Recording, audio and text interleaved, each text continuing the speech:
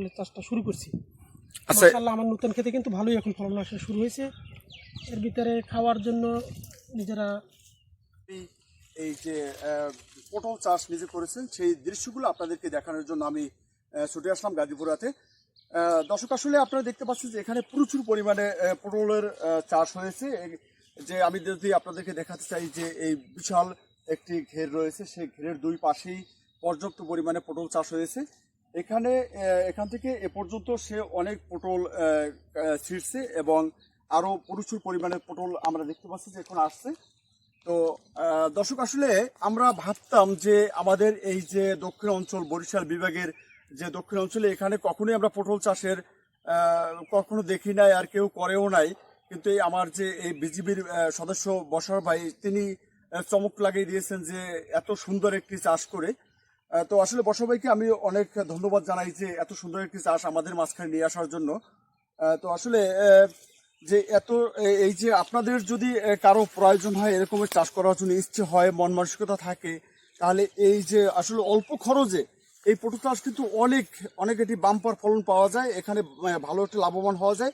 যদি আপনাদের কারো প্রয়োজন হয় তাহলে এই বসবাসের সাথে যোগাযোগ করলে আপনারা এখান থেকে এই ক্ষেত থেকে বেশি ভালো পিওর ফলগুলো আপনি দিতে পারবেন খাওয়ার জন্য। তাছাড়া বসবাই নিজেই চারা উৎপাদন করছে, সেই চারাগুলো আপনি আপনার ঘেরে বা আপনার বাড়ির আশেপাশে লাগিয়ে আপনিও তাক লাগাই দিতে পারেন। যে এত সুন্দর একটি যে ফসল আমরা কখনোই দেখিনি। বিশেষ করে আমাদের বরিশালে কোথাও পটলের চাষ করে না, হ্যাঁ, কিন্তু শখের বসে পটলের চাষটা শুরু করছি। আচ্ছা, মাশাআল্লাহ আমার নতুন খেতে কিন্তু ভালোই এখন ফলন আসা শুরু হয়েছে। এর ভিতরে খাওয়ার জন্য নিজেরা গতকালকে প্রায় 3 কেজি ফলন ছিঁড়ছি আমি। আচ্ছা আচ্ছা, এর আগেও প্রায় 2 দিন 1 দিন পর পর 1/2 কেজি 1 কেজি করে ছিঁড়া হয়। জি আপাতত নিজেরা খাওয়ার জন্যই করতেছি, জি। বাজারও বিক্রি করবো ইনশাআল্লাহ। আচ্ছা, অলরেডি চলে আসছে। এইটিকে আর কখনো আপনি এদিকে আর কখনো করছেন না? এই বছরই প্রথম? এখানে আমার এই যে প্রথম, এই প্রথম। কর্মস্থলে আমি এর আগে করছি কিছুটা বাগান। তো আপনি কি করেন? আপনি কর্মজীবনে কি করেন? কর্মজীবনে আমি বিজিবি সদস্য একজন। আপনি বিজিবির সদস্য। তো আসলে তো আপনি এই কাজটা শিখলেন কিভাবে? আমি আমার কর্মস্থলে আমি ফ্যামিলি নিয়েছিলাম, জি তখন আমি শখের বসে ওখানে আমি কিছু গাছ লাগাইছিলাম। জি।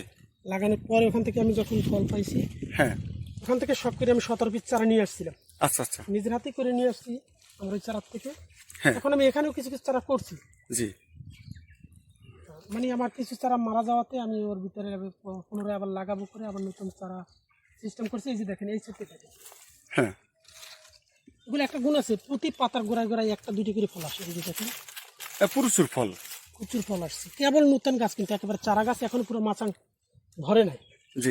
আসলে আপনি এখন পর্যন্ত কোনো ফল এখান থেকে ছিঁড়তে পারছেন খাওয়ার জন্য বা বিক্রি করার জন্য, এরকম কোনো কিছু? আনুমানিক 10 কেজির মতন খাইছি। 10 কেজির মতো খাওয়া হয়েছে? 10 কেজির মতন, কোনো বিক্রি করিনি এখনো। তাই? খাওয়ার জন্য 10 কেজির মতন ফল পাইছি। আচ্ছা, এই চারাগুলো আপনি কোথা থেকে সংগ্রহ করছেন? আমি রাজশাহী থেকে আছি। রাজশাহী থেকে।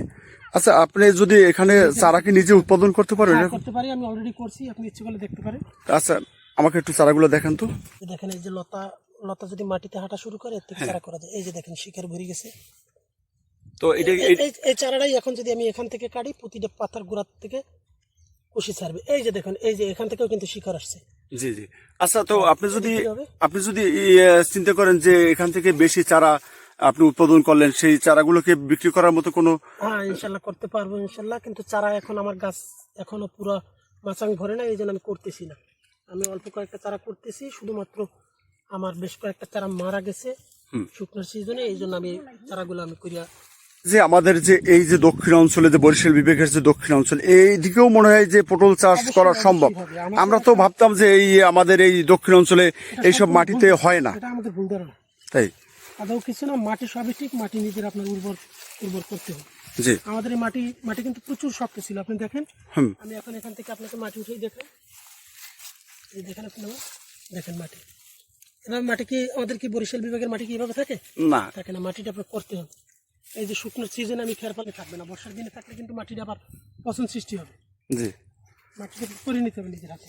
তো আসলে এই যে গাছগুলো, এগুলো কতদিন বেঁচে থাকবে? এটা এক কথায় আপনার আজীবন। আজীবনে? আল্লাহ তাআলার হাতে। যদি বৃষ্টির পানিতে যদি ডুবে নষ্ট না হয়, হ্যাঁ, এটা হবে না। আপনার যেমন কাকরোলের মুতার থেকে চারা হয়, হ্যাঁ, এটা জাস্ট এই সিস্টেম। তাই আসলে আপনি আমার যদি কোনো যদি এই ভিডিওর মাধ্যমে কেউ যদি জানতে চায় যে আসলে এখান থেকে চারা সংগ্রহ করা যাবে কিনা, সেই চারাগুলো কি আপনি চাইলে কাউকে দিতে পারবেন আপনি? দিতে পারবো, তবে এই মুহূর্তে না, কারণ এখন তো সিজন না, চারা জি। করার একটা সিজন থাকে। হুম। এখন এটার থেকে আমার পুরো মাচাং লোড হবে, তারপরে সিজন শেষে এখান থেকে লতার থেকে তখন চারা তৈরি করা হবে। তাই এখন আমি স্বল্প কয়েকটা চারা করব আমার নতুন বাগানের পরবর্তী কিছু কিছু জায়গা ফাঁকা আছে ওইটা পূরণ করার জন্য, কিন্তু আদৌ এখন না, এটা সিজন আছে, সিজন অনুযায়ী আমি তখন চারা করবো। লতা থেকে করা হয়, প্রচুর লতা যখন ভরে যাবে, পরিপক্ক হবে এই লতা, তখন আমি এটা দিয়ে করবো। কিন্তু এখন আমি অপরিপক্ক লতা দিয়েও করতেছি শুধুমাত্র আমার বাগানের জন্য, কিন্তু সেল করার জন্য এখন করা যাবে না, তাহলে আমার বাগান পরিপূর্ণ হবে না। ধন্যবাদ।